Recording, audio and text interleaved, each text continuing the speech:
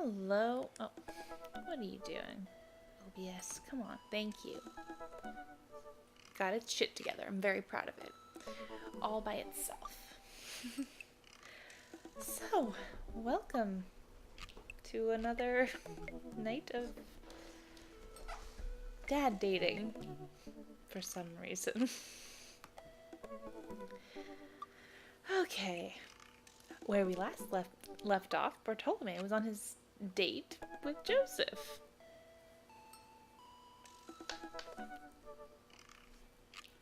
We examined all the shit in his living room and then went, okay, let's go. Okay. It's been a while. I guess I should go in the kitchen and see what's up. Oh. I walk into the kitchen to find Joseph holding Christy in one arm. She seemed a lot calmer than she was a minute ago. I raise an eyebrow at Joseph. The twins are a lot more manageable when they're separated. Where's Christian? Oh. He ran off. Christy dips a spoon into the brownie batter and gives it a taste. Dad, it's too sweet. You're too sweet. No, I'm not. Oh. You're so sweet, we might have to water you down. With spiders. What the fuck? No, not spiders. Joseph begins tickling Christy with his free hand. Between the laughing and the squirming, I don't know how he's got a hold of her. But that girl is locked in place. The man is a professional child wrangler. Christy fixes me with her best puppy dog eyes. Oh. Save me from the spiders!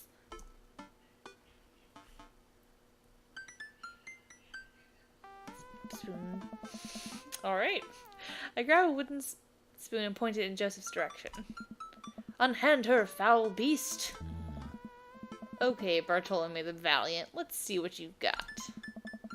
You may have defeated me at Tarantula Ridge, but now I have the upper hand. Joseph gently puts Christy down behind him. Have you come to squash me, knight, or have you merely fallen into my web? I'm no mere fly, Spider King, not now, on guard! For a minute or so, Joseph and I mock duel with two of the dumbest looking spoons in the room. Eventually, I strike a killing blow in the invisible heart between his arm and his body, and Joseph recoils in horror. What did he say? Blessed, I am defeated. You could never best me, Spider King, for I have the power of... I sneak a taste from the brownie batter. The magic. Oh man, that is way too sweet. Yeah. Christy begins jumping up and down excitedly. My hero! Christy hugs my leg before making a surprisingly fast exit. Yeah. Hey, wait! Don't you want to bake brownies with us? Christy hesitates, then shakes her head no again. Sparkle pony. Okay. Sparkle pony? Joseph looks confused. You don't want to bake with Dad now? You want to play with Sparkle Pony? Yes. Okay, go! Before Joseph can even finish his sentence, Christy is out the door and down the hall. Ahead. Oh. Joseph sighs deeply, then stares into the chocolate batter. He tastes it again, face twisting. That is still way too sweet. You haven't done anything to it, I mean. So what made that crash? Yeah. Egg beaters on the linoleum floor. It's my new techno single. Still haven't thought of a B-side.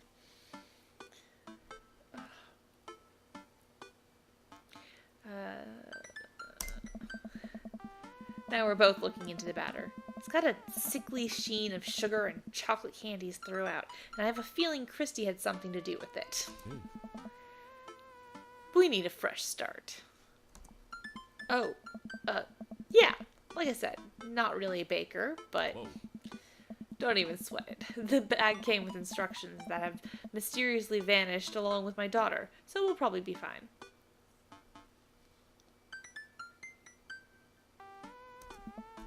Probably. I'm trying to decipher that sentence. Yeah, probably. He certainly looks confident.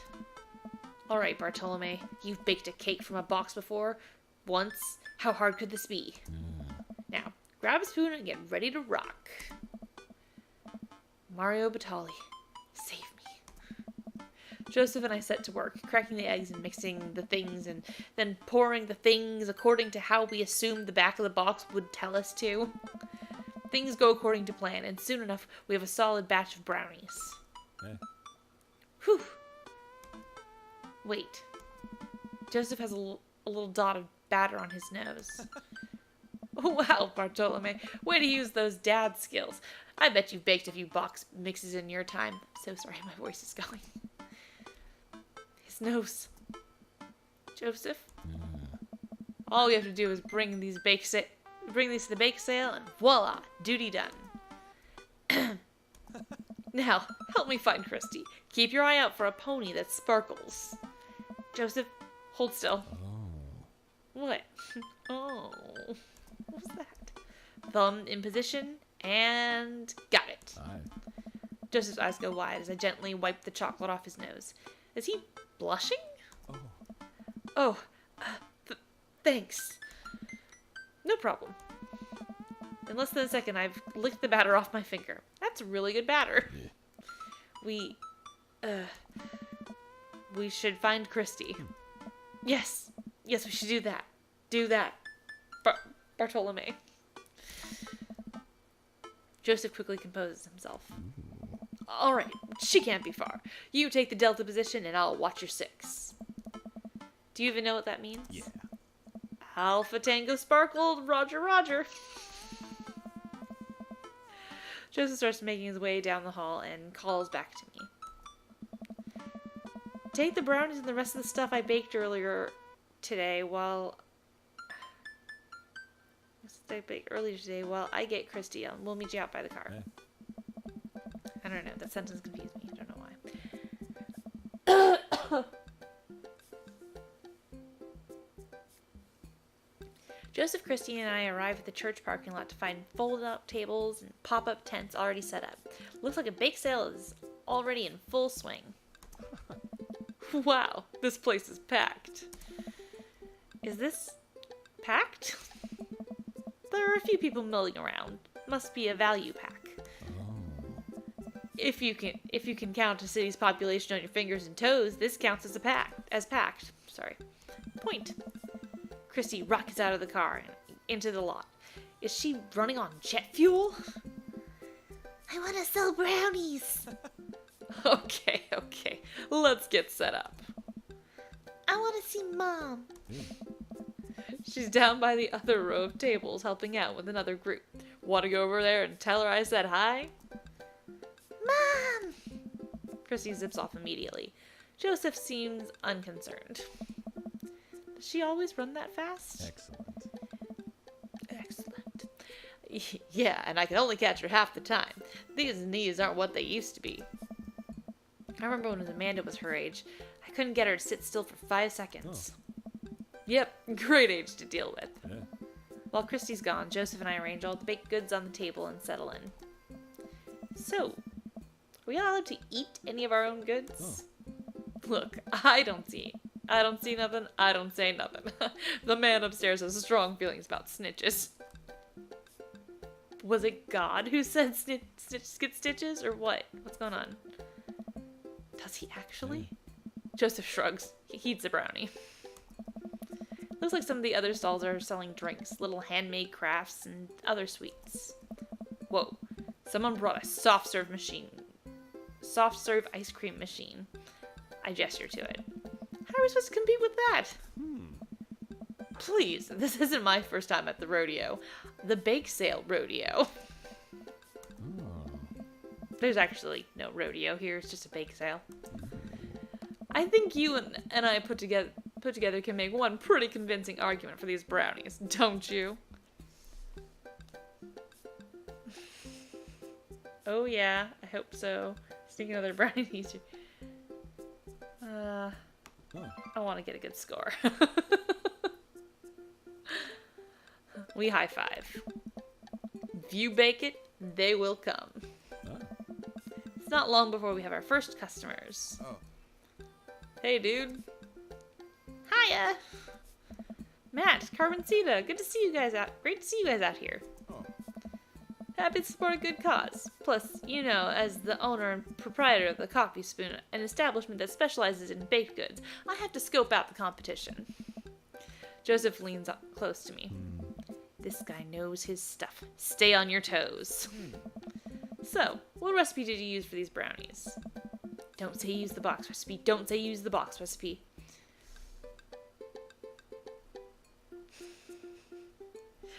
We improvised. I just let the baking spirit move through me, you know? A little bit of flour here, a pinch of salt here. It's sort of like interpretive dance, but with cooking. Oh. Interpretive cooking. Yes. You can never make the same thing twice. Every batch is special. There will never be another batch of brownies with the exact flavor sensation that these right here have. It's a once-in-a-lifetime opportunity, Matt. Hey. Alright. We'll take 2.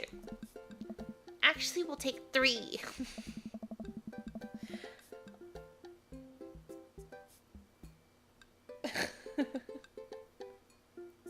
God looked down upon man and said, "Snitches get stitches." And so it was. Phone, stop making scary noises. I ring them up and high-five Joseph as our happy customers walk away. See? Not so hard.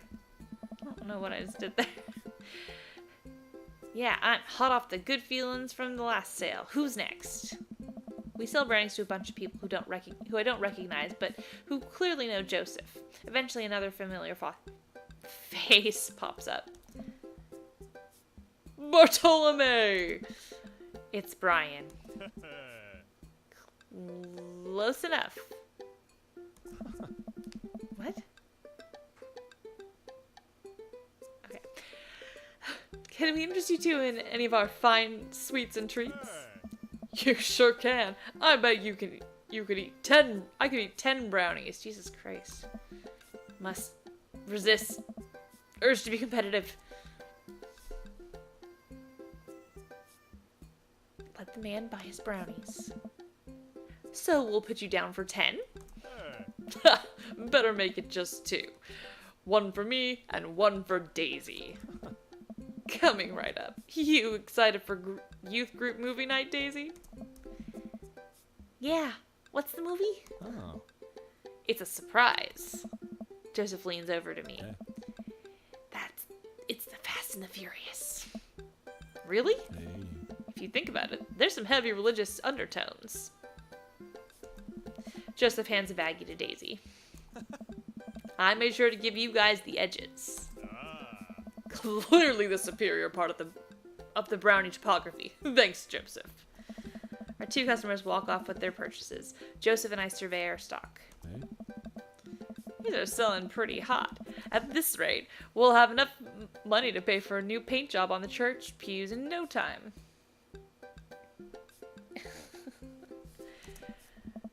Wait, what happened to the pews? Oh. Ernest spray painted his rapper alias onto them. Young Steinbeck. I would have gone for Young Man in the Sea, but I can respect that.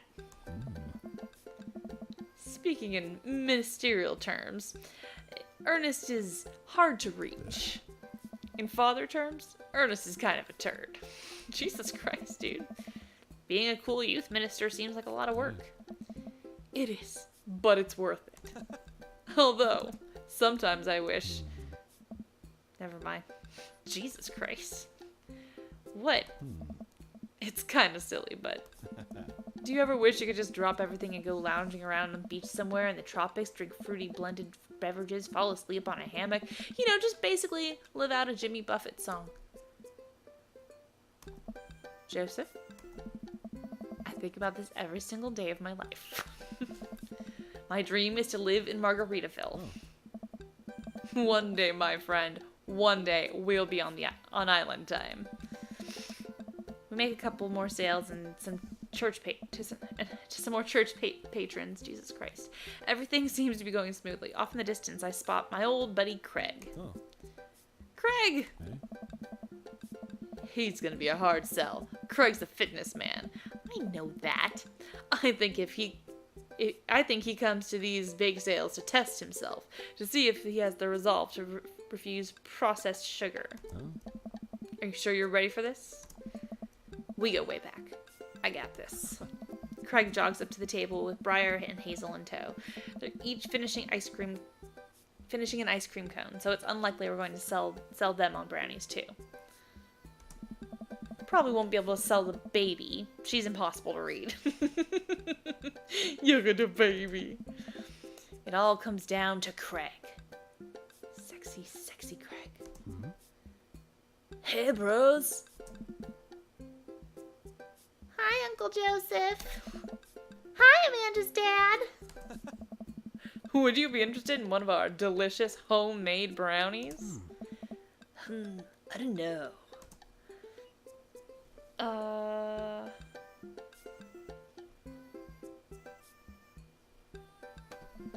Hey, Craig.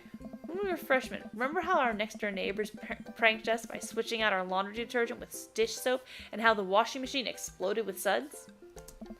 And then we decided to get back at them by baking brownies for them, but sprinkling high-intensity hot sauce into the mix and then watch them cry after eating it? I would feel bad, but we had to clean up the laundry room ourselves. Anyway, these brownies are like that, but without the hot sauce. Maybe you should get one, for old time's sake. Oh. Craig thinks for a second. Well, the girls just want a game. You know what? We'll take one for each of us. Even River? Oh. I'll eat hers. You've got yourself a deal. Okay, now, I think that was for Craig, not for Bartolome there. The day winds down, god damn it, and we're pretty much out of items to sell. Everyone starts packing up. Christy eventually comes back and immediately falls asleep in Joseph's folding chair. Uh-oh. Who is this gonna be? Boxed mix, huh? Okay, it's Mary. Cool. Mary saunters up to us. She looks like she'd rather be anywhere else than here. Oh, hi, honey. They're selling like hotcakes, which is actually, they're just brownies. Cute. And boring and safe. Hey, Mary. Mary's eyes dart over to me. What's the Ricky doing here? Yeah. I was just hoping to introduce Bartolome to the rest of the community.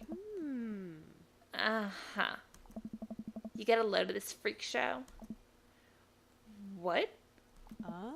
Weird folk is all. Holier than thou types. Don't you think, Bartolome? Mary! Come on. Let the kid answer.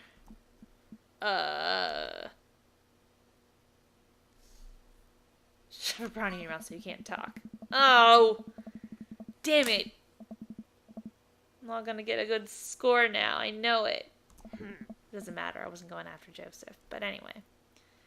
This one's a keeper, huh?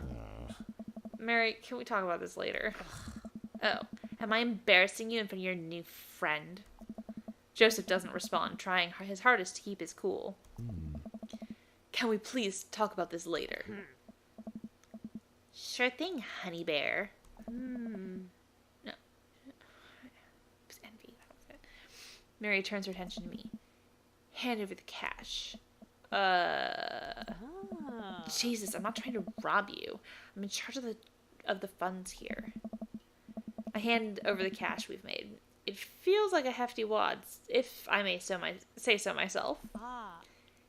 Thanks. Hey. Now give me your wallet. What? Hey. Give me your wallet. You think this church is gonna fix itself? Mary. I'm kidding. Sorry. I'll work on the whole pretending to be happy thing. Mary leans in and whispers to me, He's really good at it. Oh, shit. Mary walks off without saying goodbye. Yeesh. I'm really sorry about that. Are you okay? She really likes pushing your buttons, huh? Eh. Joseph shrugs. Oh. No marriage is perfect. Yeah. You ready to head out? Joseph and I load the folding tables back into the car. Christy nods off the moment Joseph straps her into the car seat. Ah. I drop Joseph off in front of his house. A small yawn sneaks out of me. Looks like I tuckered you out, huh? I'm a sleepy dad. I think I might finally be crashing from all the sugar. I won't keep you up then. Thanks for helping out today. Happy to do it. Also, happy to eat brownies. Well, next time, I promise we'll do something a bit more exciting and a bit less free labor. And I'm very sorry about the whole thing with Mary. You shouldn't have had to see that. That's fine, really. Oh. I know, but first hangout domestic problems aren't a good look. You barely know me. Right. Let me make it up to you next time. It won't be Margaritaville, but we'll do something fun. Promise. I smile. I'd like that. Eh? Oh, and one last thing.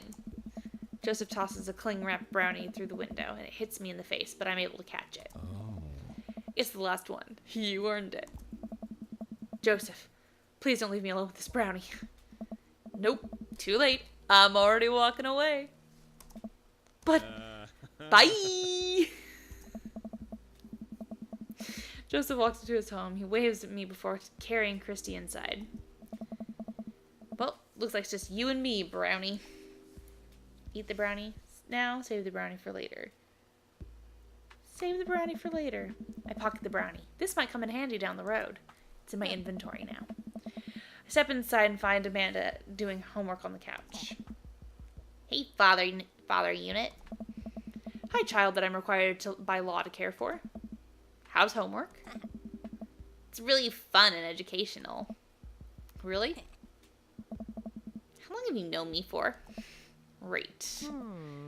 How was the bake sale? Good. I think I really could have made a good life for myself as a brownie salesman. Glad to hear it. So what? Were there any extra brownies? Or did you maybe sneak one? Or I think for a moment then realized I still have a brownie that Joseph gave me. This would probably do better in someone else's stomach than mine. Heads up. Wait. I hurl the brownie towards Amanda. It hits the wall behind her and falls on the ground. Nice throw. She scoops it up and smiles at me. Thanks, Pops. Hey, if you're not going to bed anytime soon, would you be game for some real shark hunters of Orange County? I thought the last hunter got eaten by a shark. He did. I sit down next to her and cozy up with a blanket. Awesome. That quirky lab assistant from NCIS just reminds me of you.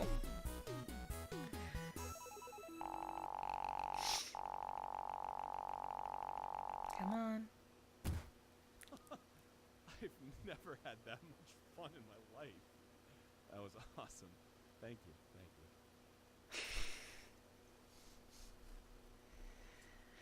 Excellent. Welcome. You've got dads.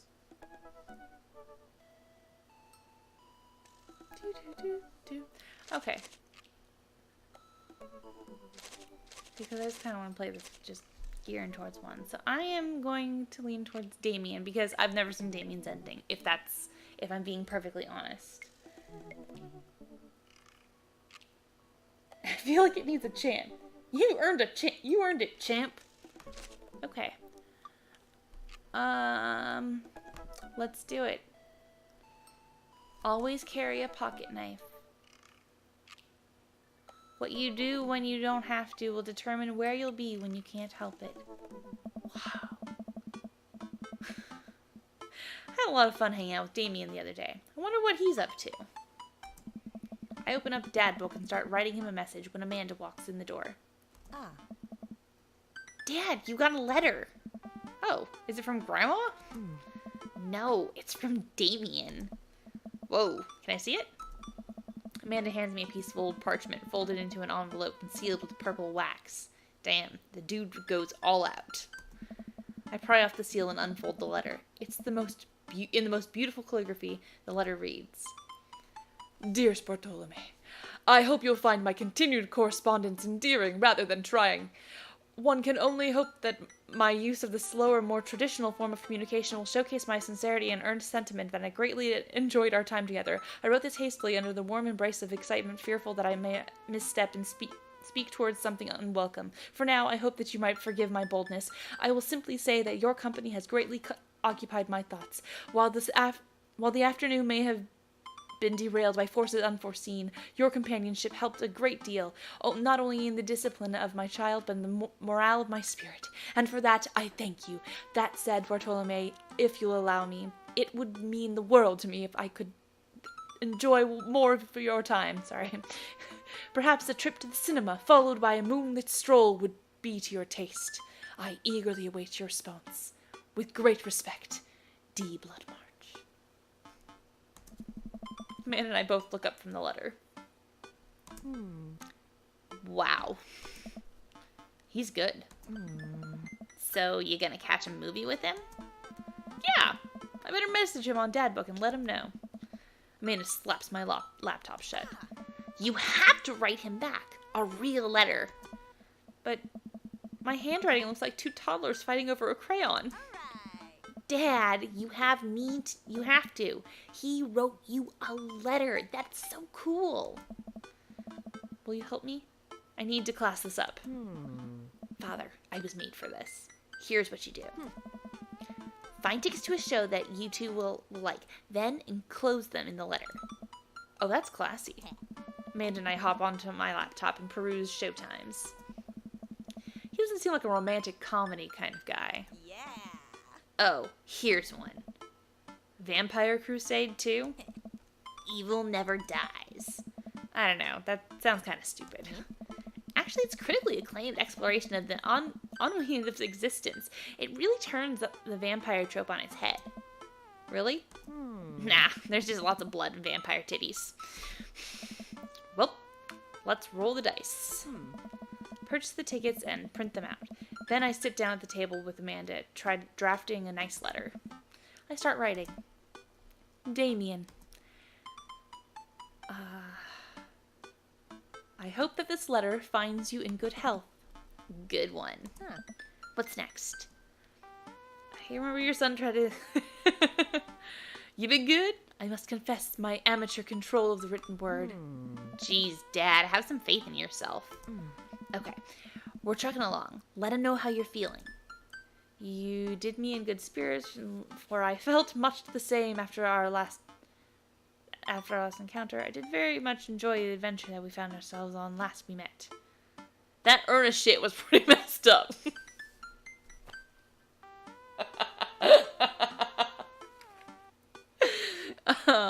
Sorry.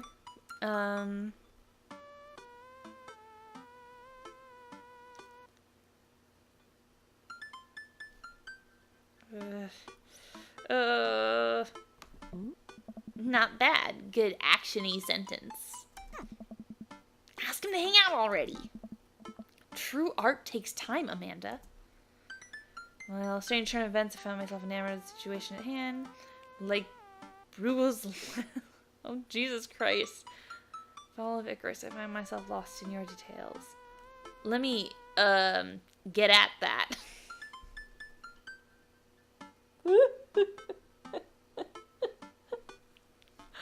Oh, this makes me want to go back and try to do this, but like all the absolute wrong answers. Hey, what up? You good? Let me, get at that. Once we return events, I found myself enamored of the situation at hand. Let's go that. Dad. Whoa. I saw it on TV. I'm not an actually intelligent person.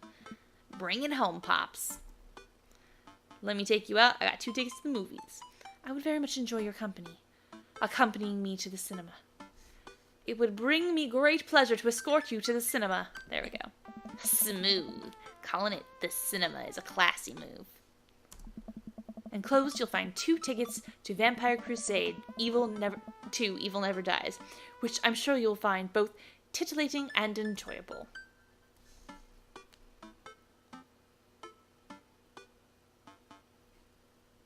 Best wishes. So then I signed my name, my full name. Fancier that way.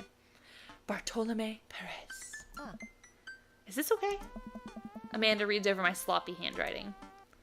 Damien, I do hope that you enjoy your letter. That's what his handwriting looks like to me.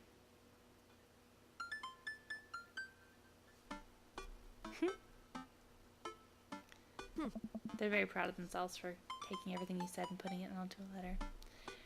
You spelled his name wrong. What? Nah, just trying to keep you on your toes. Now all you have to do is seal it and put it in his mailbox. Can I seal it with tape? That's not authentic enough. I have an idea. I'll be right back. Amanda leaves the room and returns with a candle, a lighter, and a small piece of wood. You gotta have a wax seal. She lights the candle, which starts to burn down and form a pool of melted wax. What's the other thing? Amanda pours some of the wax on the folded letter and expertly presses a small piece of wood into it. She lets it dry for a second, then pulls the wood away, revealing, here it is, your sigil. A little kitten with a bow on its head. Awesome. Scrapbook and stuff always comes in clutch. Well, I guess all there is to do is deliver it to his doorstep now, huh? Oh, I thought we were getting a carrier pigeon to do it. I already called my guy. I have a pigeon guy. Marcus has the good pigeons. Don't get your pigeons from Anthony. They're no good. I don't want to know if any of this is true. I head outside and walk over to Damien's house. I slip the letter into the slot in his door and go back home. Mission accomplished. Now we play the waiting game. The night finally rolls around where I'm supposed to meet with Damien. The next day, he left another beautifully crafted letter thanking me for mine and agreeing to the evening. Amanda helped me pick out a nice outfit and show up to the theater a little bit early. It's a chilly night and the theater is kind of crowded, but it's still nice. How do you do? I jump at the sound of his voice. Turn around to see Damien right behind me. You almost gave me a heart attack. How long were you there for? I don't know. I just walked up. My apologies for frightening you. Was that thunder? Is it gonna rain soon? I didn't hear anything. What? What? Regardless, the hour grows close. Shall we take our seats in the cinema? I must thank you again for purchasing our tickets. Please, allow me to repay the deed in Sour Patch Kids or perhaps Milk Duds. Let's do it. We get in line to buy snacks. As we're waiting, I hear a familiar voice behind us. Ugh, my dad's here. I don't remember what it was like. There we go. Wait. I turn around to find Lucian standing a few feet behind us with his gaggle of other goth kids. Lucian, how nice to see you. I didn't know you were coming to the theater. I'm glad you're spending some quality time with your friends. Whatever, Dad. And what movie will you be attending tonight? My friends are making me see some kids' movie about talking animals. I don't really care about it. Well, I do hope you enjoy your evening. We'll be watching Vampire Crusade 2, Evil Never Dies. You watching that? Yeah, I thought Damien would enjoy it. Good luck with that, Dad. Lucian rejoins his friends, and I look over to Damien. Good luck with what? It's nothing. My son loves to tease. Wait in line for a little longer, and we wait in line for a little longer, and Damien buys us snacks. He seems a little nervous. I wonder what's wrong. Damien and I take our seats and settle in for previews. Glancing at him, I can see that he's sweating profusely and gripping his armrest.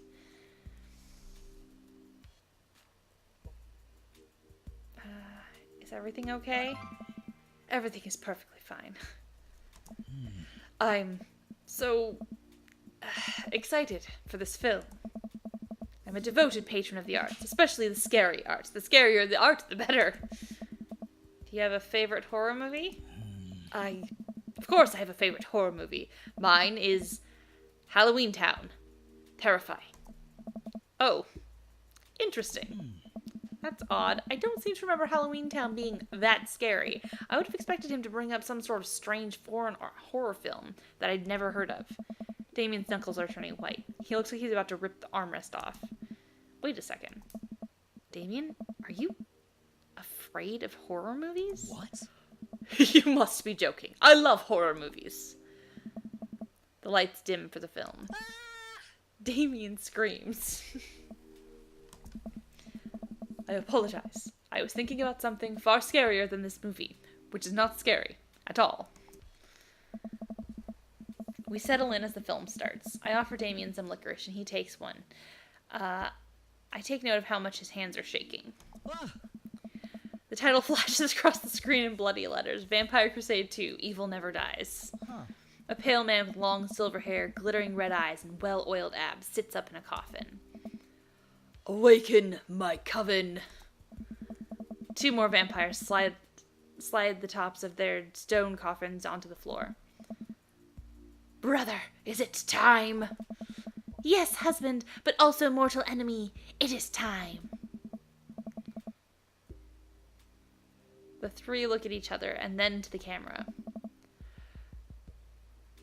For the Vampire Crusade! This rules. The trio of amps flies off into the night, and foreboding organ music plays in the distance. I somehow get lost in the movie. As dumb as it sounded, it's actually a pretty fun flick.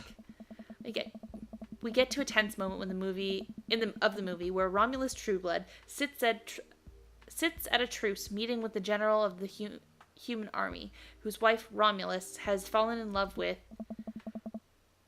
Has fallen in love with. There we go. I got it right. Romulus, it's good to finally meet you. General, I agree. It's good to finally blood you. Oh, my. Romulus leaps out and slashes the general's throat. Blood splatters all over everything, including the camera. Damien screams again, reflexively grasping my hand. I immediately blush, forgetting about any vampires or blood or vampiric blood. Oh, I'm terribly sorry. Damien retracts his hand and places it back in his lap. I was writing a novel in my head about blood magic, and I got to an extremely scary section. Damien goes back to quietly stressing out over the movie. It's kind of cute that he won't admit he's afraid of it. I wish he would hold my hand again. Maybe you could do something to try and make him feel more comfortable. I've got it. I'll do what all dads do best. Talk during the movie. Tell a dad joke, point out a plot hole, ask what's happening. Did you notice how the guard fired 7 bullets, but his gun only holds 6 bullets? Yes, that is absolutely unforgivable from a filmmaking standpoint. It's almost unwatchable. It's funny how it's so much easier to point out tiny mistakes in the work of others than to actually go create your own thing, huh?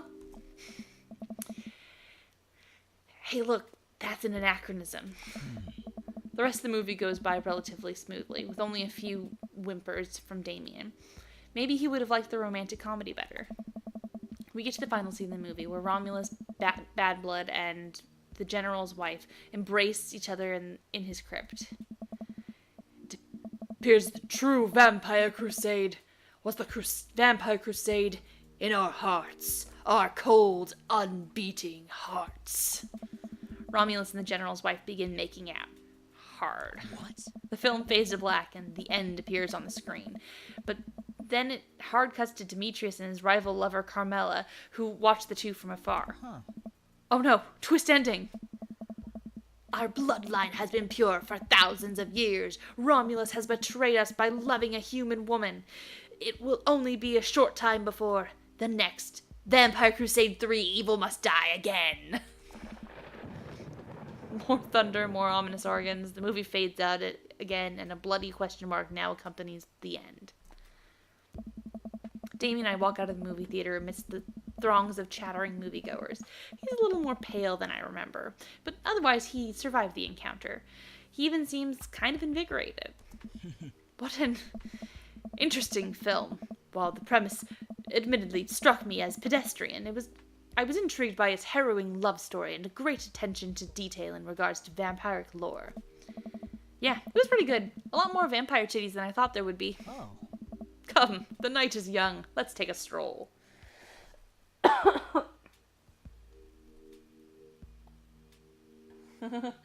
Yes, headcanon. Well, no. Vampire Crusade 3 is going to be in 3D. Trust me. Damien is making a point of not telling me where he's taking me. Still, I'm enjoying the... Sorry. I'm enjoying the walk in the cool air of... cool night air. Being alone with Damien is a lot better than being in a crowded theater. Lovely night, isn't it? As lovely as the company, yes. He thinks I'm lovely. Damn. Okay, here comes the smooth response. Thanks. No. Problem. Crushed it. We both stand there feeling a little awkward. I sure am one smooth operator. Are you getting a little hungry? We could maybe stop off and grab something to eat. Worry not, friend. I've a plan. We turn the corner and are greeted by the gates of a cemetery. What? Are we going in there? A little bit of Victorian flavor, Bartolome. Trust me. I'm a bit nervous, but Damien hasn't led me wrong yet. I follow his lead as the music gets louder and synthier. We walk to the cemetery. Statues of angels stare down at us as we follow a path through the faded tombstones.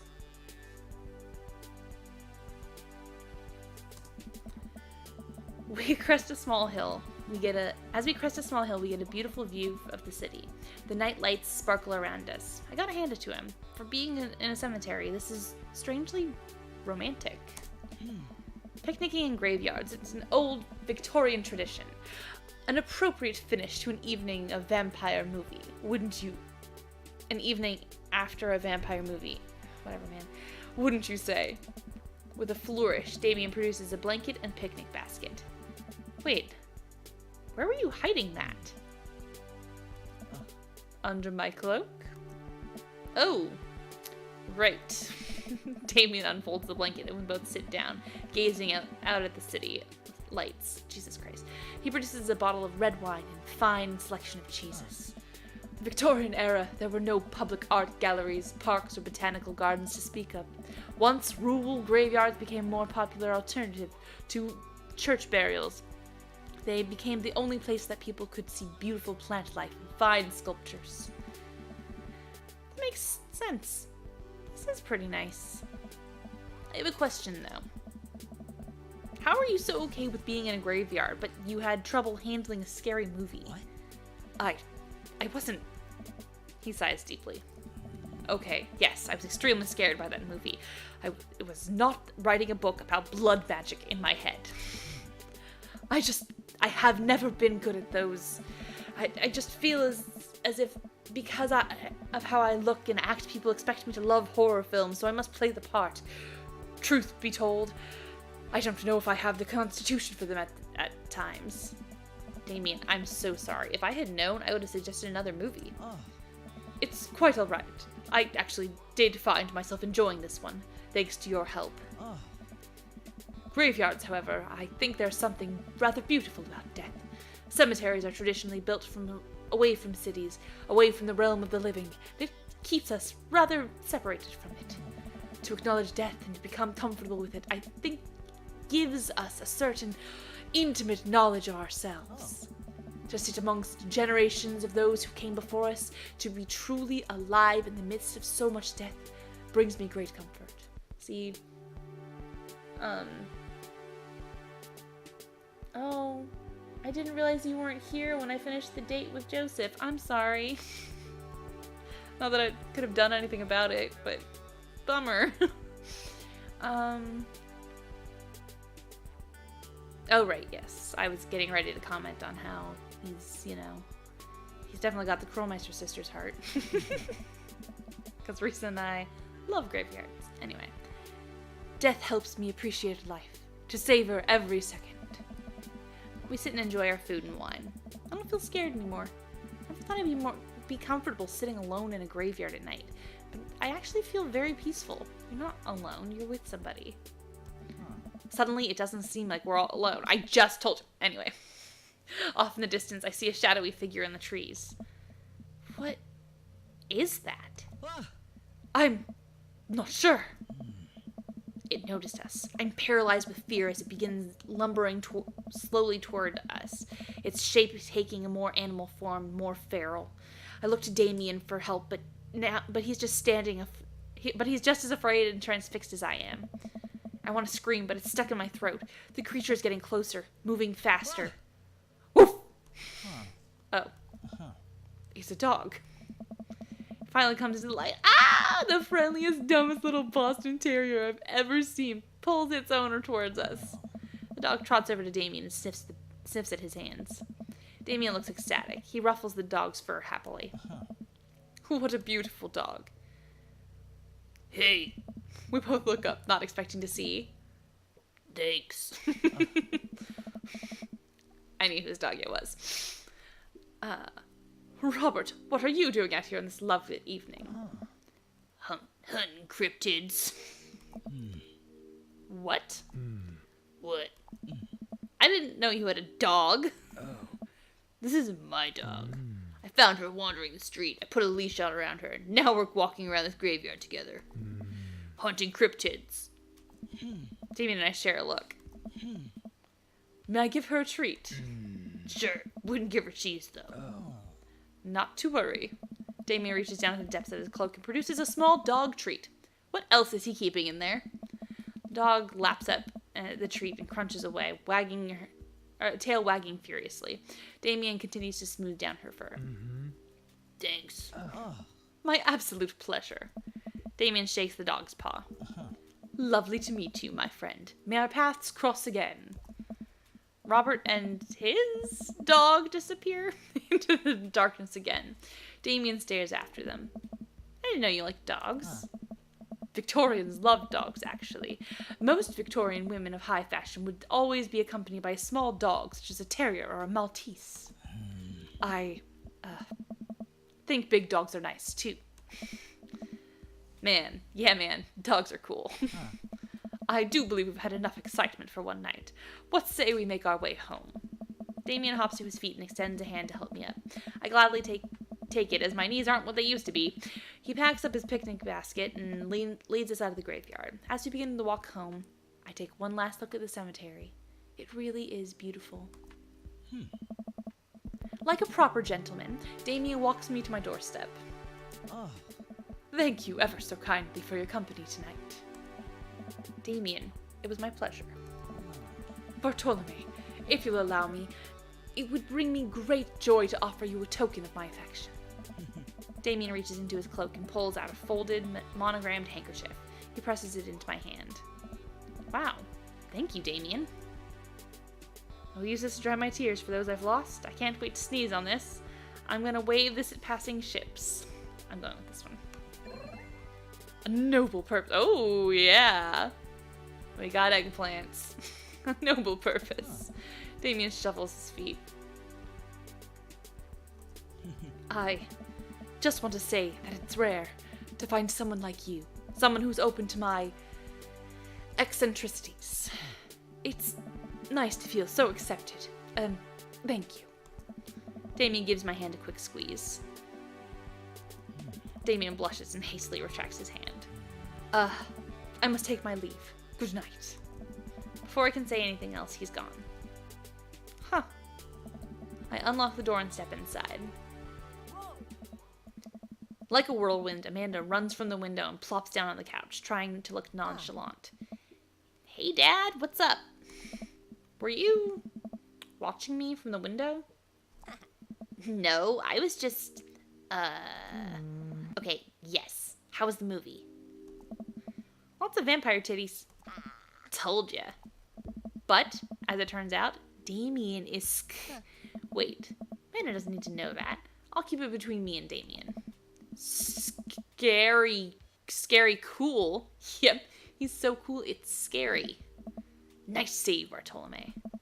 Did you know the graveyards used to be a place to throw parties? I think I'm misremembering that. Wow, that's pretty punk. Also, we saw a dog. Definitely thought it was a werewolf for a moment, though. How can you be so sure it wasn't a werewolf? How can you be so sure that I'm not a werewolf? And how can I be so sure you're not a werewolf? Amanda's eyes narrow. I don't trust you. Nor I you. We make intense, wary eye contact for a second. Anyway, I'm calling it for the night. Don't stay up too late, will ya? I'll try not to howl at the moon past midnight. That quirky lapis... Oh, yeah. Date complete. I'll write what I get. Oh, that doesn't look great.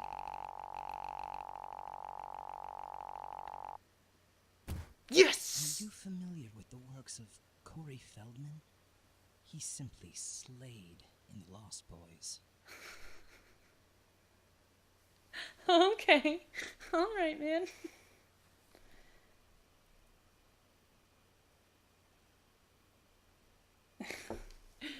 Yeah, Damien blushing. Peter Weller actually has a PhD in history. Well, it's been a long day. I'm just about ready to pack it in. After a few bites of ice cream from the freezer, I turn off the lights and walk down the hall to my room. I wonder if Amanda's still awake. That kid needs some sleep. As I pass her room, I can hear a faint sound. Can't quite make out what it is. I get a little closer. Is she crying? I knock gently on the door. Hey, Amanda? The crying immediately stops. Not right now. Her voice sounded strained. She sniffles.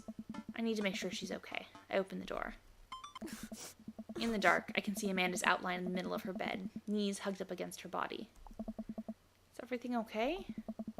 I don't want to talk about it. Did something happen? No, nothing happened. Go away. Okay. All right, I'll leave you be. I back out of the room and close the door gently behind me. She immediately starts crying again. Wow, I have no idea what has her so upset. She seemed totally normal. I feel awful for leaving her to cry, but I also get the feeling that if I tried to do anything else, it would only have made her more upset. I can't stop mentally cycling through all sorts of awful things she could be dealing with right now. More than anything, I just want her to be happy and safe. I have a hard time falling asleep, but when I finally do, I'm still thinking about Amanda. After a long night of very little sleep, I roll out of bed and make myself a pot of coffee. Amanda should be up for school soon. Maybe she'll be willing to talk about whatever's bothering her. About 10 minutes before she's supposed to leave, Amanda comes out of her room and makes a beeline for the freezer. Morning, Amanda. Morning. She drops a frozen waffle on a toaster and slams the freezer door. She won't look me in the eyes. Yike. So, anything big going on at school today? No. Okay. Do you need a ride to school? No. Want some coffee? Amanda pulls the toaster lever up and takes her still freezer-burned waffle out before it's finished cooking. I have to go. Amanda picks up her bag and storms out. Oh, okay. Haven't seen her like this in a long time. It's usually short-lived, but it always hurts. Hopefully this blows over and things are back to normal soon. I sit back at the kitchen table and look at a picture of Amanda and I hanging out on a wall. And Amanda and I hanging on a wall. It's the picture hanging on the wall, not a picture of them hanging out on a wall. In it, I'm teaching her to ride a bike. Her face is a mixture of excitement and pure, unadulterated fear. I remember how determined she was. Every time she would fall off and scrape her knees, she would get up and try it again. Finally, I had to stop her because she was bleeding everywhere. Then she started to cry because she didn't think she needed bandages and wanted to keep trying. I put the bike away and she stood in the middle of the street and screamed. Then I took her for ice cream and it was like nothing had even happened. After giving it a bit of thought, I decided that if I forced her to talk about it, I'm only going to make things worse. But I have an idea. I start rummaging around for ingredients. I hear Amanda walk in the door. Instead of heading to the kitchen like she usually does, she makes a beeline for her room. She's clearly trying to avoid me. Hey, Pumpkin. What? Can you come here for a sec? There's a moment of silence.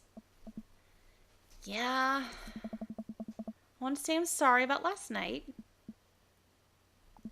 I'm just worried about you, kiddo. I get scared when I know something's wrong and get even more scared when I feel like I can't do anything about it. Dad, So just whatever it is, you don't have to tell me if you don't want to, but whatever it is, just know that you have a dad in your corner who wants you to be happy. Oh. Honey, you know I'm bad with words. So I was hoping I could speak a language we both understand. I pull a cake out of the refrigerator and place it on the table. Hopefully the frosting is set by now.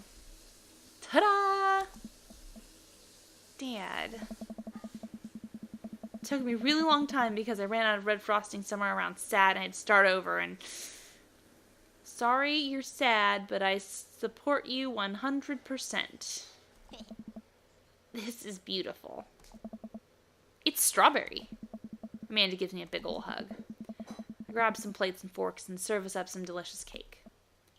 So, it's really stupid. What is? The whole thing, I know this whole thing. I know I've been really weird lately, and there's just... I don't even know how to explain it. I feel like I might have to make you a chart. I'm listening. Do you want me to take notes? I guess I should start from the top. So you know how Emma R. is going to that fancy art school in California, right? Emma R. Emma R. Oh no. I guess you're not technically wrong. It's good to have fallbacks like that one. Anyways. Ever since she got the acceptance letter, I've been feeling like she's drifting away, you know? And she's been spending a lot more time with Grace and Emma P, and I just thought it was all in my head for a while, but then I found out from Rosie M that both Emma, Grace, and Noah all went to a party at Mackenzie F's in the same night, and they all told me they were busy studying for the Calc AB final. AP final. I think it said AP. I don't know why I said AB. Yikes. So, another important piece of information is... God, this is embarrassing. I have a question on Noah, and, that's a thing.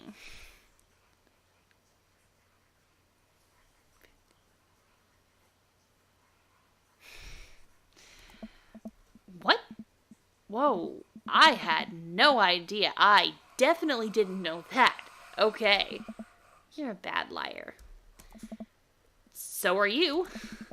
I learned from the worst. Oh, no. Anyway, so the only person I told about the crush was Emma R., and she promised not to tell anybody. I didn't confront them about the party thing because I didn't want to start drama, so I just keep quiet and keep going out of my about my business. There we go. Amanda sighs. And then one day I invite everybody to get out to get nachos at the mall, and after not texting me back for like 2 hours, even though none of them ever put their phones down for more than 60 seconds, they all say they're busy, like simultaneously. So I tell them, never mind, I just eat nachos at home, right? But we were out of chips, so I really wanted nachos. Totally understandable. So I go to the mall anyway, and get to the food court. What?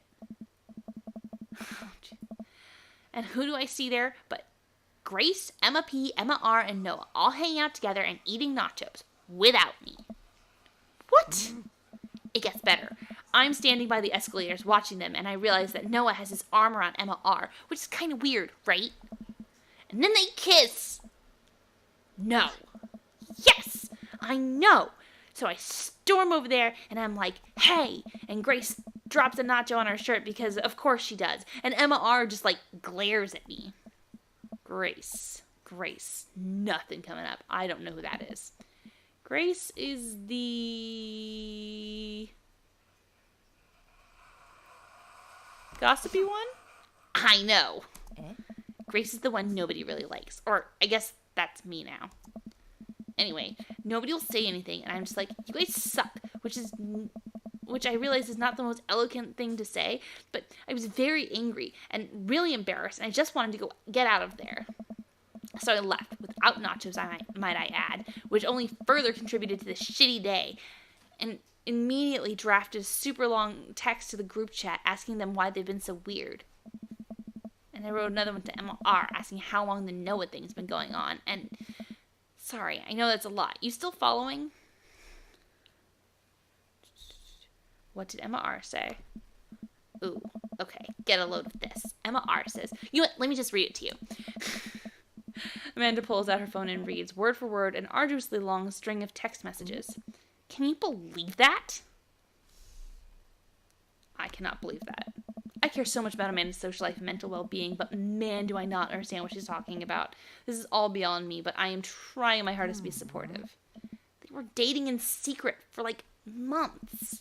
So I told her that she's being a really terrible friend, and she's like, well, if you think I'm so terrible, then just stop being my friend. And I was like, okay. And then she left me on read. And then, wait, left me on read? Sorry, I said this. Damn it. What's that? Oh, like, she saw my message and didn't reply. And I know that's because, and I know because they're read receipts. I don't know what read receipts are, but I'm gonna nod and pretend I understand. Gotcha. While this is all happening, I'm talking to Emma P. about how mad I am, because she's at least being kind of reasonable, and I'm venting to her about how pissed I am at everybody and stuff. And then, out of nowhere, Noah texts me and is like, how could you say that about me? And I'm like, say what about you? And he tells me that Emma P. sent screenshots of everything I told her in the group about. I told her to the group chat and that group chat that I got kicked out of. Okay. Alright, I think you lost me at screenshots, but it definitely sounds bad. There's so much more, but honestly, it's all just really stupid teenager stuff. The bottom line is that everybody dropped me. Half of my grade hates me, and now I have no friends. Amanda, I'm so sorry. I almost expected it from everybody else, but Emma R's been there since Mom died. I can't believe she would just stab me in the back like that. I'm not even mad that she's dating Noah. I'm just upset she lied to me about it for so long. Amanda stabs at the remnants of her cake. Amanda comes back with a PowerPoint presentation. Okay, I take it back. I'm kind of mad she's dating Noah. Like, what did I do wrong? Why did everyone just suddenly decide I'm not cool anymore? Why wasn't I enough? I don't understand. As mad as I am at everybody, I miss them, Dad. Amanda looks so dejected, I almost can't take it. What could I possibly say to help? Oh. Anyways, that's it. That's the whole sordid tale. Thanks for listening. Tune in next week for more hot gossip. Wow. I know. It's pretty dumb. It's not dumb. No. It's a stupid thing to be upset over. No, it's not. Amanda, your feelings are real. Don't ever be mad at yourself for having feelings. I guess. Unless you've secretly been a robot who's been approximating human feelings this whole time. Dad, if I was a robot, I would have transformed into a monster truck a long time ago. But seriously, I know you probably don't want advice, but I feel like this is my duty as a dad to bestow upon you a few nuggets of fatherly wisdom. I don't know why my brain is swishing all the words around. High school sucks. You make friends with people just because they're there when you're still living in your hometown. There's a pretty small pool of people to choose from. But once you go to college and once you get out there into the real world, you're going to be exposed to all sorts of people, and it's going to be easier to make friends with people who really get you. Some of those friendships can last a lifetime. I mean, look at me and Craig. You keep bringing up Craig a lot. I'm not letting you date Craig, okay? And some of them only last a little while, but that's okay too. You're gonna make so many awesome new friends at art school. Ultimately, I think this says way more about their character than it does about yours. Because you're amazing, and if they can't see that, well, that's their problem. Aw, touching dad time.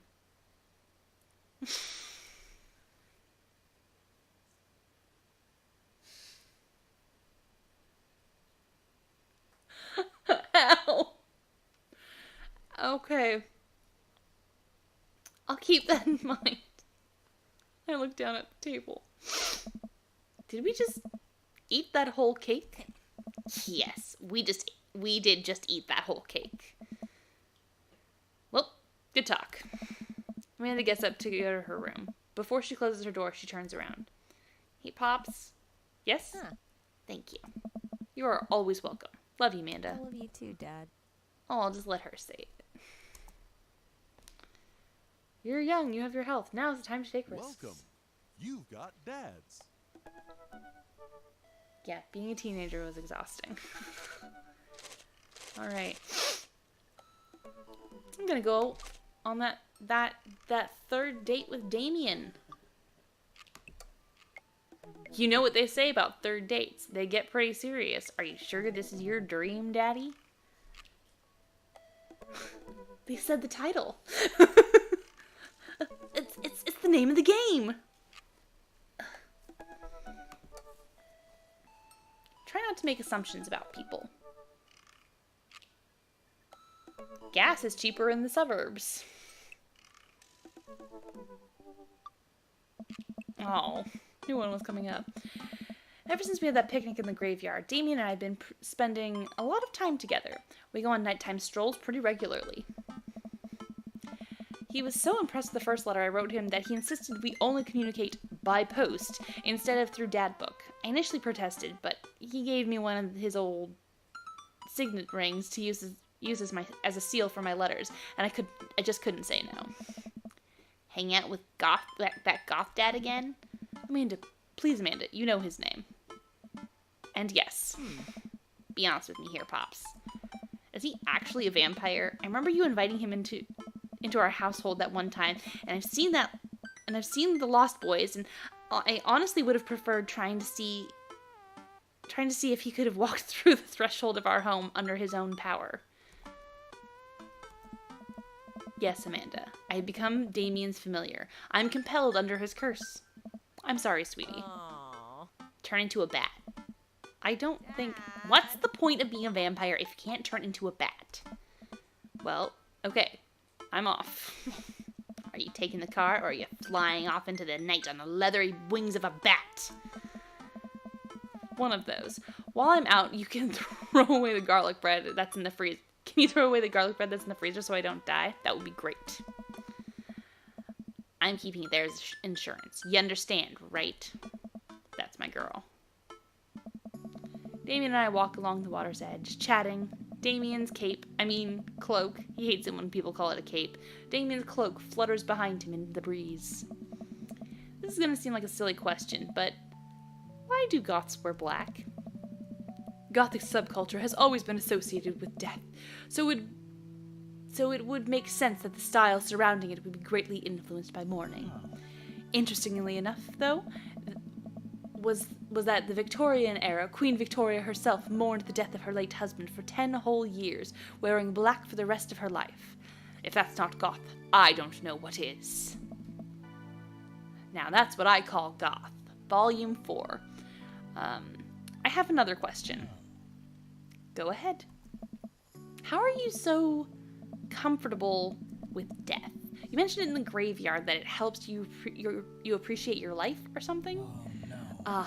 I've experienced several losses over the course of my life, and I truly believe the only manageable way to cope with it is to accept that death is simply a part of living. It's the single universal truth for every human who has ever lived. I'm going to die. You are going to die. And life carries on without us. Doesn't that make you feel scared? Not at all. Without the advances of modern medicine, death was everywhere in the Victorian era. Yet funerals were major social functions. Victorians were obsessed with mementos of their loved ones. Even going so far as to take elaborately staged photographs of their dead relatives. The I don't remember how to pronounce that, of mourning was so complex that there were set periods of grieving that were deemed acceptable based on who in your life had passed. Now, we don't have any of that. If you lose someone, you end up feeling lost yourself because we have no modern equivalent to those formalities. We need to allow ourselves time to grieve, to feel that loss fully, but not allow it to consume us. So, no, I'm not afraid of death. Ooh. Does Damien die at the end of the game? Because I know there are some not so great endings. Joseph's ending is kind of upsetting. Don't call me on accidentally saying functions. I believe it's a waste to spend your life dreading the end of it. The time we have here is brief and fleeting and occasionally cruel, but it is at all times precious. To stare death in the face and live despite that, I think, is a noble existence. Let's save the morning for the dead. Wow, that's beautiful. I can see the moonlight on the bay glint off Damien's eyes. He smiles. We turn to the harbor and watch ships pass, breathing in the salty sea air.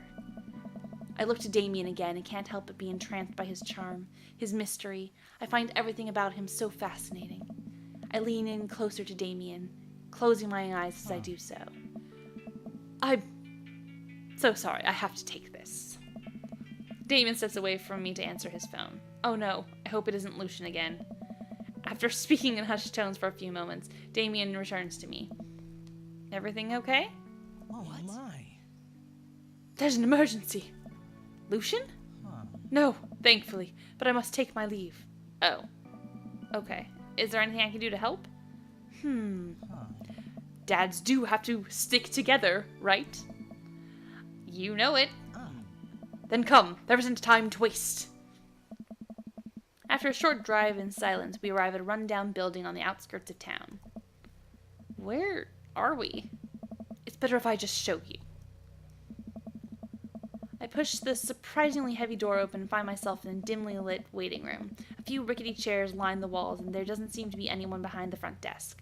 There are a few paintings and pictures on the wall, but they're so nondescript I'm still unsure of what kind of place this even is. I see kennels. Wait here for a moment. I'll be right back. Damien walks off down a corridor, his boot heels echoing through the halls of this seemingly empty building. Distant howls echo from from some place I can't see, and there's a faint scratching sound, like claws on tile. I cautiously peek around the hall and find stall after stall of scared-looking dogs. A few of them notice me and skitter up to the chain-link fence, sticking their noses through to sniff the air. What have I gotten myself into? Suddenly, the lights shut off. I panic, unsure of where I am or how to get out. I stumble through the darkness, my breathing getting heavier and heavier. Damien? The lights finally turn back on. Hey, sailor. Mary, what are you doing here? Ugh. You aren't here for the fight club? I don't want to get punched in the face. Great, because this is an animal shelter. A what? We take care of stray animals, and then people adopt the stray animals. Didn't you see the pets when you walked in? Oh, sorry, I didn't really expect to see you volunteering at an animal shelter. Get a rest, buddy. Ugh. Wow. Okay, kid, way to put me in a box. Dames, you hear this baloney? Just one moment. Thunder cracks and a door bursts open. Appearing from the shadows, I see Damien? Hey. It's Damien. He looks completely different. No cloak, no Victorian-era clothing, no makeup. I wasn't planning to share this side of me until much later, but I'm not as goth as you think. I'm a systems administrator for the IT department of a realty company. I wear tennis shoes to work, and I listen to Bruce Springsteen. I enjoy going to the hardware store and looking at storage solutions, and I volunteer at this animal shelter in my spare time. I'm boring. I'm fascinated with Victorian history and the goth lifestyle. That much is true, but it's just not all that I am, and I need you to know that. Oh, I hate to call the moment here, but there's some pressing business that needs attending to. Oh, right! It's Duchess Cordelia. Again? Who's Duchess Cordelia? Oh my She's one of the pups. Gets out all the time.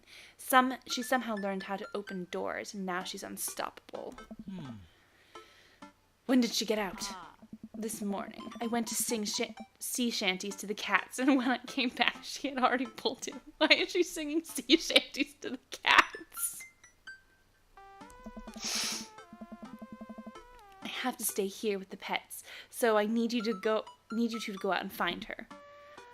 Of course. Where could she be? Come on. She always ends up running to the same places. Here, let me draw you a map.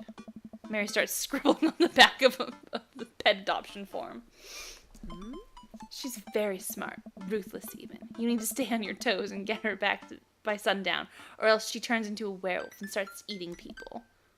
What? You're a perfect little peach, Bartolome. We just don't want her back to be stuck outside when it's cold. Oh. I'll grab some treats and we can hit the road. That's why he had dog treats on him. Damien and I look over the map. The map Mary created for us. Oh man, I'm Nerd's house. Got the softball field, the coffee spoon. There's the cul-de-sac. Okay, so... Alright, man.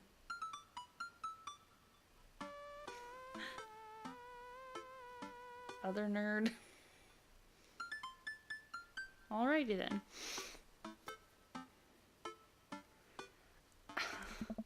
At least you're not other nerd's house. Looks like you're moving up in the pecking order. Congrats, kiddo. Where should we head first?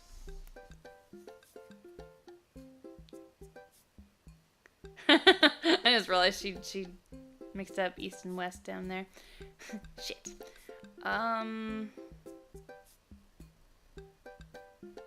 Let's go to the softball field. Damien and I exit the parking lot and start driving toward town. I look over to see him. He seems concerned.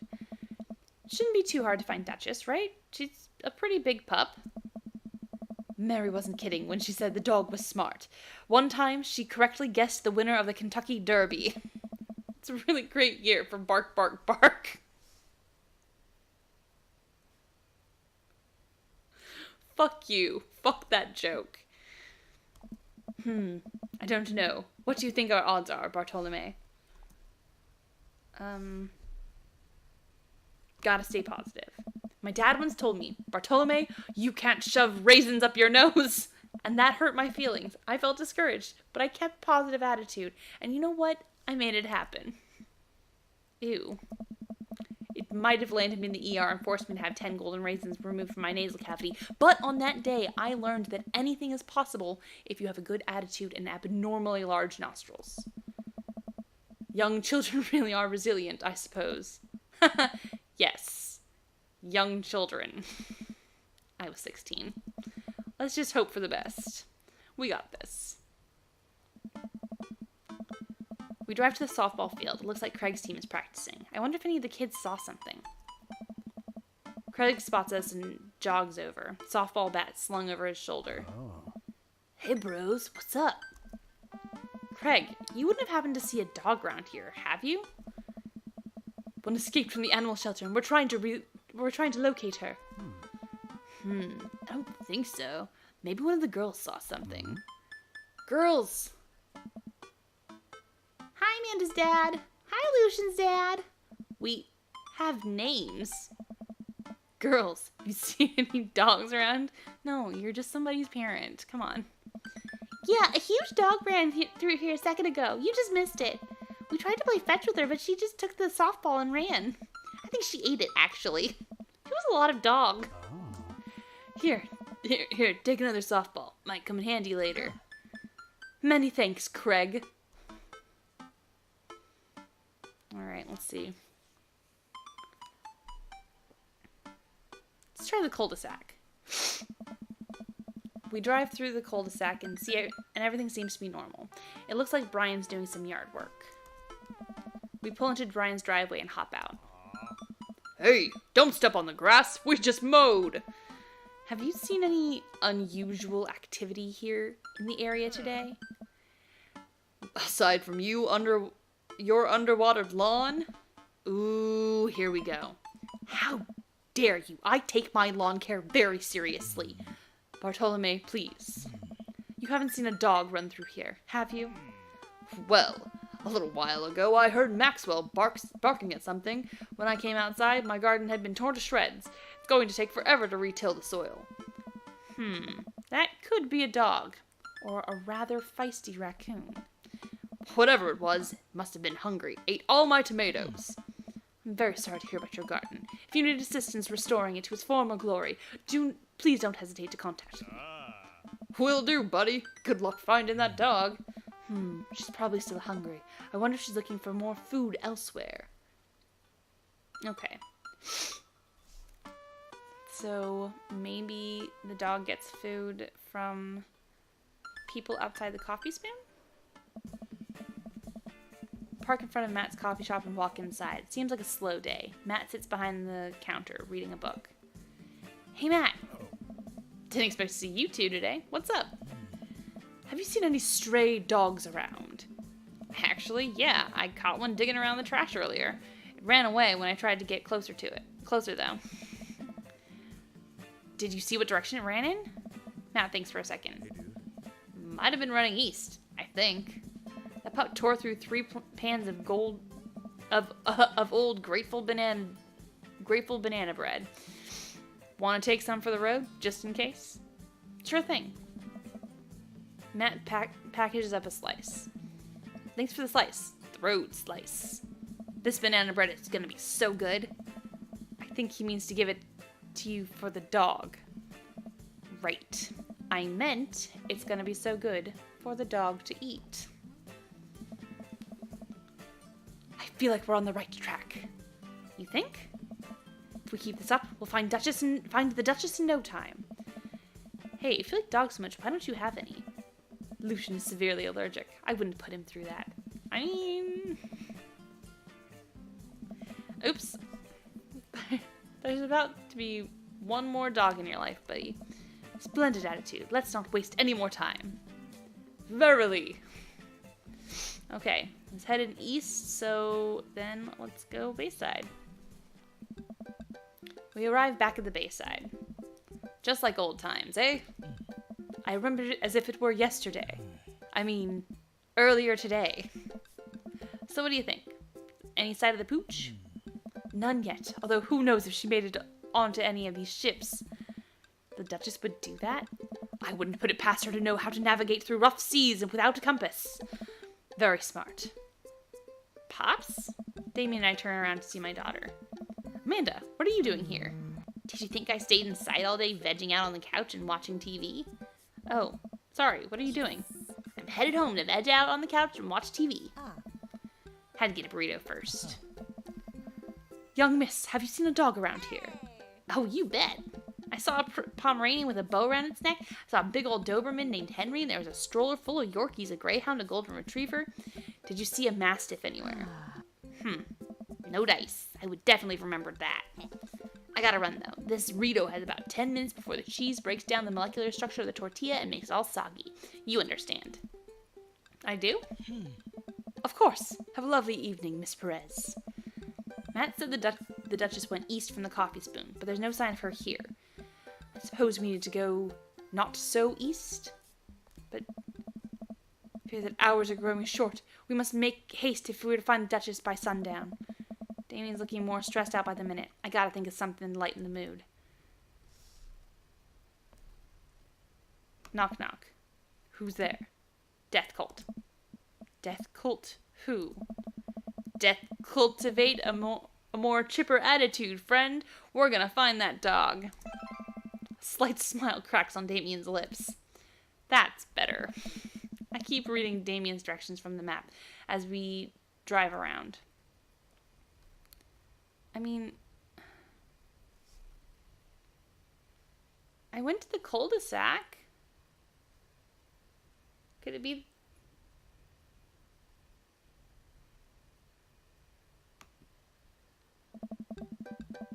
Everything looking okay. Uh-oh, Hugo's front door is wide open. She can't open doors. This is classic Duchess Cordelia. A telltale sign. We should approach with caution. Whatever goes down in there, I've got your back. We creep up onto the porch and step inside. There, sitting in the corner of Hugo's living room, like she owns the damn place, is one of the biggest dogs I have ever seen. Woof! Well, she hasn't broken anything in here yet. Wonderful. Now all we have to do is get a leash on her before she tries to escape again, and out of here before Hugo comes home. Easy peasy. Duchess, come here. Duchess eyes Damien warily. As he approaches, she begins to growl. She's on her guard. We'll need another plan.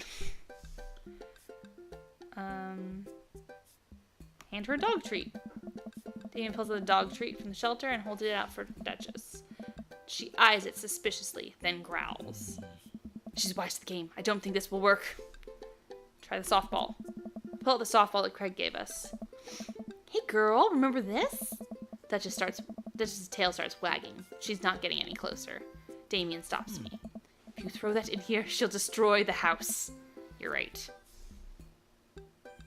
Give her the grateful banana bread. Reach into my pocket and pull out the slice of grateful banana bread Matt gave me. Duchess sniffs the air and hones in on the bread. Come here, girl. Nice and easy. I've got the yummy homemade vegan and possibly gluten-free banana bread, if that's what you're into. The Duchess cautiously approaches me and gives the bread a good sniff before gently taking it from my hand and dropping it on the ground, like dogs always do for some reason. She curls up and starts munching on the bread. Success! Damien walks up behind the Duchess and attaches the leash to her collar. She immediately notices and starts whining. It's time to go home now, Duchess. Damien gives a tug on the leash. She won't move. Duchess, what happened to our rapport? You and I used to be bosom buddies. She still doesn't move. She's huge. There's no way we could even try to lift her. Well, this is a weird situation to be in. I think we're literally trespassing in our friend's house with this large dog. What are you nerds up to? Ernest stands in the doorway with a plate of pizza rolls. What flavor of pizza rolls are those? Pepperoni blast? Nice. The Duchess notices Ernest and starts pulling against the leash. Why is this dog in my house? It's a long... Duchess suddenly breaks free from Damien's grip and hurls towards Ernest. Ah! Oh my god. They fall to the ground. Pizza rolls fly everywhere. This is bad. Ernest, are you okay? Ernest feeds the Duchess a pizza roll. Hey, she likes pizza rolls. Ernest sits up, but the dog keeps licking his face. Oh, hey. Hugo stands at the door, looking like he is at a loss for words. Well, I wonder why. Why are you guys... Whose dog is this? It's a long story, but it involves a large dog who knows how to open doors. Woof. Hugo, may I present to you Duchess Cordelia. I don't know. How do you do? Boof. Borf. There we go. We're friends. The Duchess looks at Ernest's face. She's from the local animal shelter. She got out while we've been chasing her all around town. Your house was her final stop. Dad, can we keep her? Ernest, I don't know if we're set up to take care of her. Sweet man, Wait, did you just call me Dad? Come on, please. Look how cute she is. Hugo sighs. We had been talking about adopting a dog for a while. But you have to promise me you'll take care of her. Yeah, I'll give her all the pizza rolls her little heart desires. Suddenly remember what's on the back of this map and pull a pen out of my pocket. Sorry. Got the forms ready for you, if you're interested. Oh. I'll even waive the adoption fee since, we technically broke into your house. Hey. Alright, it's a deal. Hugo steps onto the porch with us and signs the form while Ernest plays with the Duchess inside. He sure seems happy with his new friend. I know, he called me Dad. Can you believe it? Damien places a hand on Hugo's shoulder. I certainly can. I think this will be really good for Ernest. It should teach him some responsibility. You should probably look into getting better locks on your doors, though. The Duchess is a wily one, but do right by her and she'll love you two forever. Thank you. And long story short, the Duchess now lives in a happy home, and neither of us were charged for breaking and entering. So, all in all, I think it's a fine day's work. Nice work, you two. Bartolome, you could be a valuable asset to our team of volunteers, you know. If you ever feel like petting some puppies, hit me up. Mary, I always feel like petting puppies. Good to know. We'll catch you fellas later. Mary starts to leave. And one last thing. Damien's been telling me about you. Glad he finally brought you around. Oh, yeah. Damien's my special boy. I love him. We go way back, and I got a vested interest in his health, success, and well-being. If you ever hurt him... Mary. You can fill in the blanks. I gulp. Yes, ma'am. Mary leaves me alone with Damien. So, about the whole goth thing. I, completely understand if you aren't interested in me anymore. What? Am I missing something here? I'm not a cool goth prince. I'm boring. I own 5 pairs of tennis shoes. I wear dumb glasses. Don't you care? He looks so nervous. Damien, you really think I only like you because of all the goth stuff? It's all cool, but the best thing about you is how passionate you are about the things you love. History, art, Victorian fashion, dogs, storage solutions. It doesn't even matter what it is. You care, and that's awesome. And also, the glasses are very cute. They are very cute. You don't think I'm boring at all? If you're boring, then I don't know what that makes me. I spend too much time online shopping for flashlights. I get excited to mow my lawn on Saturdays. I get cranky about commercials being too loud. I've even been thinking about making my own peanut butter. Then maybe we can be boring together? It would never be boring if it was with you. Damien suddenly closes the gap between us and pulls me into a hug. He buries his face in my shoulder. His hair smells like lavender and rosemary. I was so scared you wouldn't like me. Quite the opposite. Damien pulls away for a second and looks me in the eyes. Without the colored contacts, his eyes are so dark and soulful. Did he have colored contacts before? I didn't notice. May I kiss you?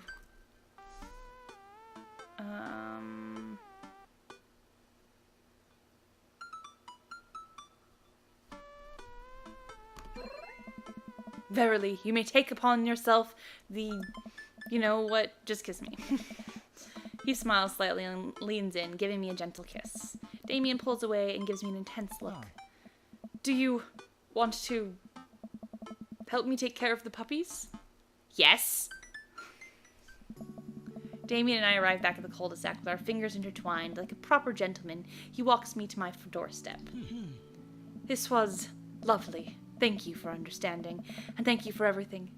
I'm happy I can be myself around you. I'm glad, but I have one request. What's that? Oh, I guess he's wearing purple contacts, huh? Can we keep sending each other letters? But of course. Damien kisses me one last time before turning around and heading home. Amanda runs back to the couch from the window and tries to look as nonchalant as possible. Hello, Father. I was sitting here on the couch this entire time. Hi, Amanda. So, are you guys, like, starting a vampire coven together? Oh, plot twist. Mothman. Damien's actually Mothman. I didn't see it coming either. Genius. Well, whatever's happening, I'm really glad you two are happy. You deserve it, Dad. Aw, shucks. I'm gonna head to bed. Catch you in the morning? Sure thing. Make my way to my room and fall into my bed with my heart full, excited for the days to come. Dad tip 80. Please don't pirate games.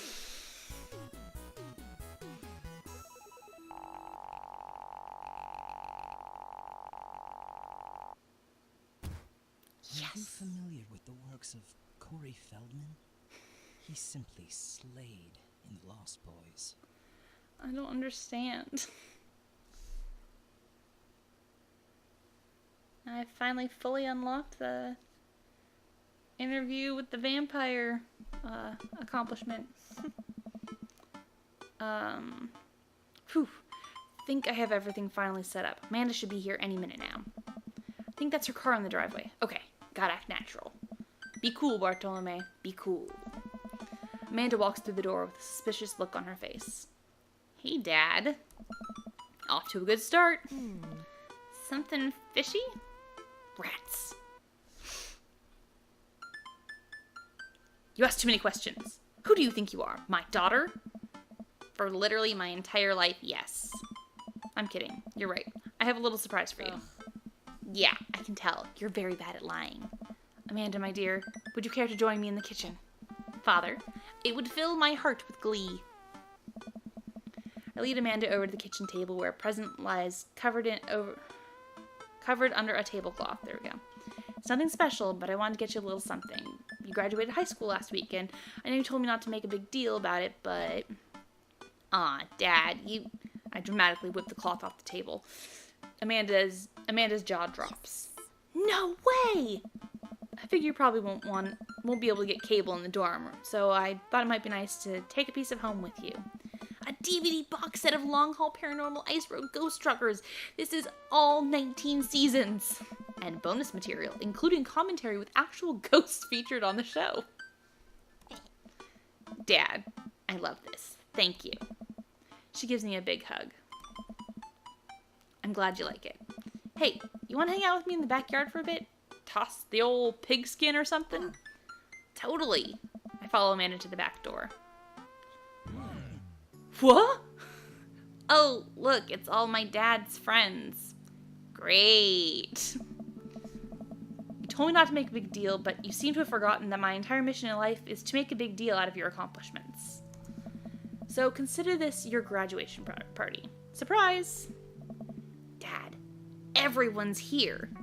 Well, yeah, everyone wants to come and support you. All right. Is that a mac and cheese bar? It sure is. Fully customizable down to the type of mac. And there's ice cream cake. The good kind with the crunchies in the middle. I don't know what to say. Don't say anything. Just go have fun with your pals, alright? I'm so proud of you, Amanda. Amanda smiles and runs to her friends. I should make the rounds and make sure everyone's having a good time. Gotta wrap up the story. But first, mac and cheese. I walk over to Mary, who's having a lively conversation with Amanda. We have real fluffy... Sound right now, his name's Harold. Loves belly rubs. He always tries to lick your face if you get too close. Mrs. Christensen, thank you so much for telling me details about every single dog currently in the animal shelter. Please tell me about the Afghan with 3 legs again. Oh shit, my phone just died. Sure, Quadro we call him. It's one of those ironic nicknames. You know, if you're really interested, I could probably steal one for you. Really? Nah, but I could get you in to meet them all. We always could use extra hands around the shelter. If those extra hands also happen to steal a dog. I'm so glad you two are able to bond over cute dogs. Really warms my heart. Dad, we're having a moment. Hey, Sailor. Your kid's a good egg. Where's your goth prince? You two usually attached to the hip these days. He's around. Stellar skateboard. Mary turns her attention to Amanda. It's not that hard to sneak a dog into college. Trust me, I did it plenty back in the day. At one point, I had 3 cats living in my dorm. I decided to leave them to it. All of a sudden, a huge dog leaps up into my arms. Duchess! Hugo and Ernest run up to me. The Duchess gives my face a few broad licks and hops down. We're working on that. I got her a disciplinary class. She's a wild spirit who runs where she may. I don't mind at all. It looks like the 3 of you are getting along nicely.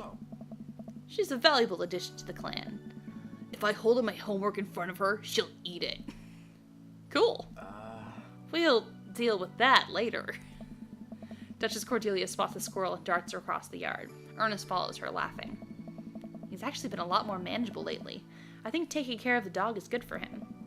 Thanks for breaking into my house, I guess. Anytime. Bartolome! Brian, you made it. I don't pass up on good Mac. What do you think of the party? It's not bad. Just not bad? Yeah, it's not bad. Don't let him bait you. Don't let him bait you. Thank you for the lovely compliment. Daisy trots up. Hi, Amanda's dad. Hey, Brian's daughter. See how that feels? This is a really great party. Thank you so much for inviting us. You're very welcome, tiny child who knows how to pay a compliment. Brian and I lock eyes. This isn't over. Hey, bro. Bro!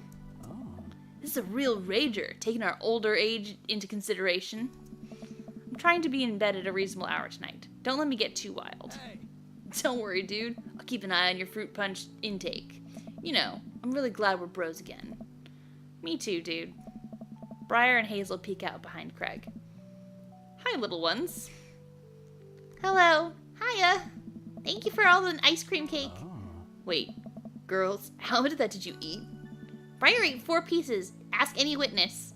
No, I didn't. Hazel ate 4 pieces and wants to pin it on me because we look alike. I have your face. Nobody will ever believe you. Oh boy. I'll let you guys figure this out. Good seeing you, Craig. Let's hang soon, yeah? Hey. Totally. Tell Amanda congrats for us. Looks like you've settled into this neighborhood quite nicely. Yep. Couldn't ask for a better cul-de-sac. Well, I'm glad. Hopefully we'll see you at more church events. We got a big schedule planned for the rest of the year. Sure thing, Joseph. I'm trying to get my phone plugged back in. And maybe if you aren't doing anything later, we could hang out sometime. Sure, Joseph. That'd be great. Well, see you later. Hugo comes up to me with a plate of mac and cheese. A perfect cheddar to mac ratio. Beautiful work, Bartolome. Thanks, Hugo. You know, I'm really pleased to see Amanda going to her dream school. I'm glad she turned it around for her finals. Me too. That scholarship money will really help. Amanda walks by and pretends not to see Hugo. Amanda, come say hi to your old teacher. Hey! Congratulations on graduating. I know you're going to do great things at art school. Haha, yeah, thanks. Amanda starts to back away. Wait, I just realized that you're not my teacher anymore, so I don't have to be afraid of talking to you. You no longer hold power over me. You're right. Go forth, adult. I can no longer give you detention. Yeah, I'm gonna break anything I want, and there's nothing you can do about it. Are you still mad about that time I gave you detention for breaking my globe? Nope. And I'll have you know that the globe didn't even fit through the basketball hoop in the first place, so she'll fit into college just fine. Hey, Robert. Glad you can make it. Yep. Robert takes a sip of his drink. Why is he being so cold to me? Everything okay? Sure. Why don't you talk to me? I thought we had something. Come on, Bartolome. You know what this was. You were an object to me the same way I thought I was an object to you. I figured we were on the same page here, at least from how you were acting. But I don't want to be in this if there are feelings involved. I got too much to deal with as it is. I'll catch you around. Hey, man. Matt! Let me know when Amanda leaves for college. I'll have a fresh batch of grateful banana bread ready for her. Thank you. I know she'll love that. Sorry, trying to bring chat back up. There we go.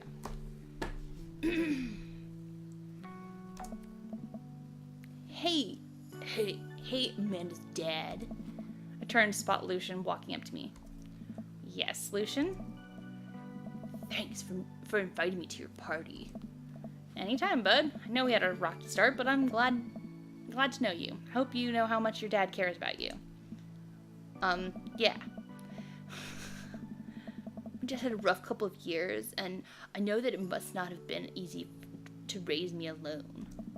He's kind of a weird guy, but I love him a lot, and it really seems like you make him happy. So, you're cool in my book.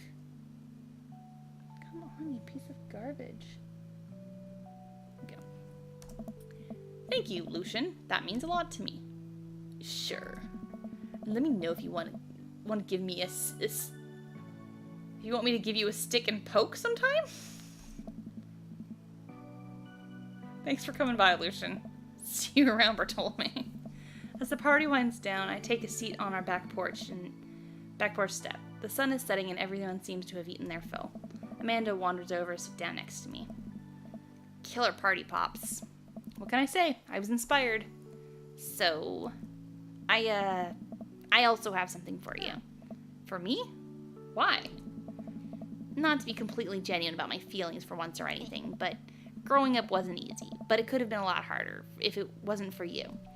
Dad, you've been there through everything. There's been times in my life when you were my only friend.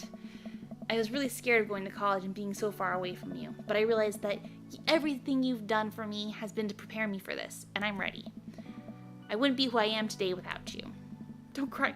Don't cry. I swear to God, Bartolome, if you cry again. You're the best, Dad. I love you. And I'm crying. Anyway, that was enough emotional vulnerability for one day. Present time. Amanda hands me a tiny wrapped package. I tear the wrapping off to find a framed picture of me and Amanda. It's us. Kinda shocking all our photo albums are just pictures of me, huh? I figured we need at least one together before I leave. Amanda, thank you. Watching you grow up has been the happiest experience of my life. You're such a talented, intelligent young woman, and I'm so excited to see what the future holds for you. Knock 'em dead. Always do. Amanda and I share a hug. This is only the beginning, Pops. Plenty more memories for us down the road. She goes off to college and never speaks to him ever again. Memories to make and stuff to break, right? Oh, I'm gonna break so much stuff. Intentionally and unintentionally. You're probably gonna have to pay for most of it. It would be my honor. Amanda hops up. Looks like someone's been waiting to talk to you. I glance over the backyard where Damien is sitting on a bench beneath our cherry blossom tree. He smiles at me, ready for a fucking super anime manga as hell ending. I'll leave you to it. Me and the Emmas are gonna go get ice cream. Love you, Pops. Amanda runs off to join her friends, who were not her friends very recently. Oh no! Take a seat next to Damien as the last guests make their way out of the party. Did you know the Victorian era, they would call benches seaty boys?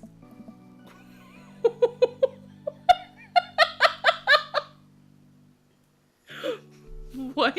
Really? I'm kidding, Bartolome. But what if? It's good to see you in your civvies again. Thank you. I had a revelation the other day, Bartolome, and I think it was largely due to your continued influence upon me. There was a version of me of myself that I might have been embarrassed to show you my true form, my information technology form.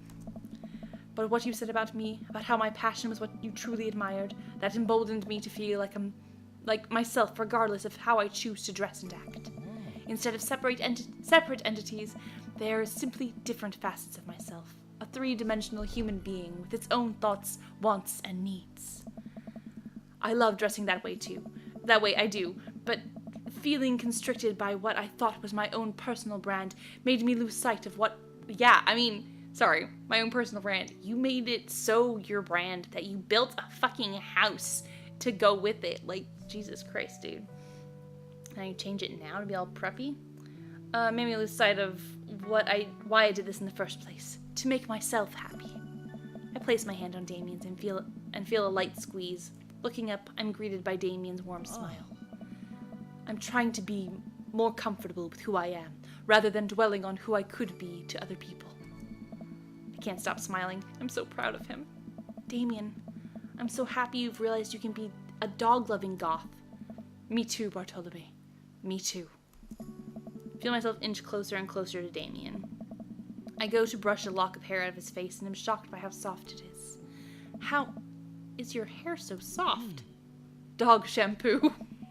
I keep running my hand through his hair, and he leans closer to me, placing a hand on the side of my face. He strokes my cheek with his thumb. You know, public displays of affection were considered scandalous in the Victorian era. Damien pulls me in for a kiss. But I think I can make an exception for you. Managing debt is part of being an adult. Thank you, Dad Tip.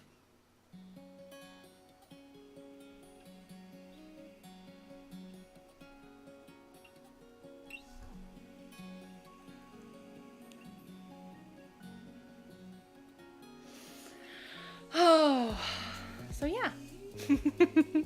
That was a possible end for Dream Daddies. Maybe sometime I'll pick it back up and we can try other dad endings. I wish I'd chosen different words. But, yeah. So, let's see. Risa and I do the podcast on Saturday. So, join us for that. And then Risa will stream next week. And, you know, everything will keep moving forward. This music is putting me to sleep. It's kind of comforting. So, I didn't like that. It sped up there for a second. Yeah, definitely gotta be all achievements. So yeah, I haven't gotten all the dads. I got Matt and Brian and Craig, and now Damien. So still got a few left. Oh no, I did do Joseph. It's not a great ending. But anyway, yeah, so